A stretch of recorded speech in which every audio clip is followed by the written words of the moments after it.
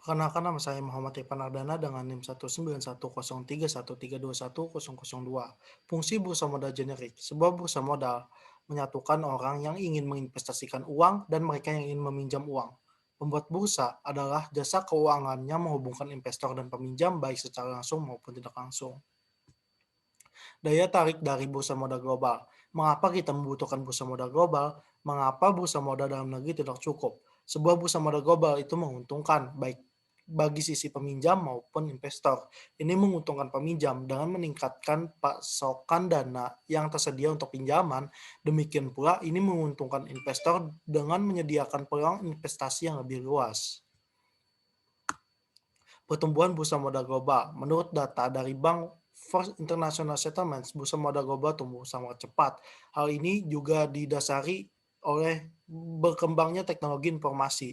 Kemajuan pesat dalam kemampuan pengolahan data telah memungkinkan pelaku pasar untuk menyerap dan memproses informasi dalam jumlah besar dari seluruh dunia dan juga dari regulasi industri keuangan yang dilakukan Amerika dan membongkar kontrol modal, melonggarkan pembatasan investasi masuk oleh orang asing dan investasi keluar oleh warga dan perusahaan mereka sendiri, mendorong bursa modal semakin tumbuh. Risiko bursa modal global.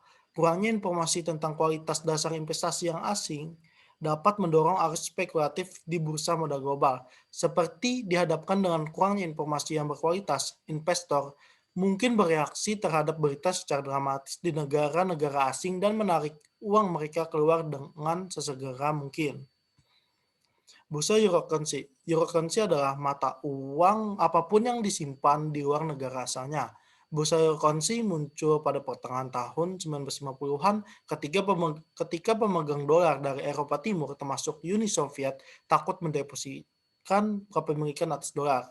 Di balik berbagai peristiwa politik, bursa tumbuh karena menawarkan keuntungan yang awalnya untuk mereka yang bermaksud menyimpan dolar ataupun meminjam dolar.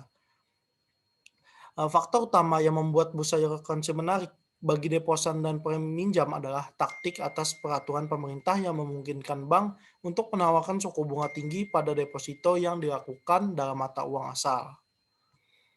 Bursa obligasi global. Nah, obligasi internasional ada dua jenis, yaitu obligasi asing dan obligasi Eurobonds. Namun obligasi Eurobonds lah yang biasanya ditanggung oleh bank internasional dan ditempatkan di negara-negara lain. Bursa Eurobonds ini memiliki daya tarik dari satu tidak adanya interferensi regulasi, dua persyaratan pengungkapan cenderung kurang ketat, status pajak yang menguntungkan. Bursa ekuitas dunia, sebuah pengembangan kedua, internasionalisasi bursa ekuitas dunia adalah memperluas kepemilikan saham mereka dengan daftar saham mereka di bursa modal negara-negara lain. Risiko valuta asing dan biaya modal.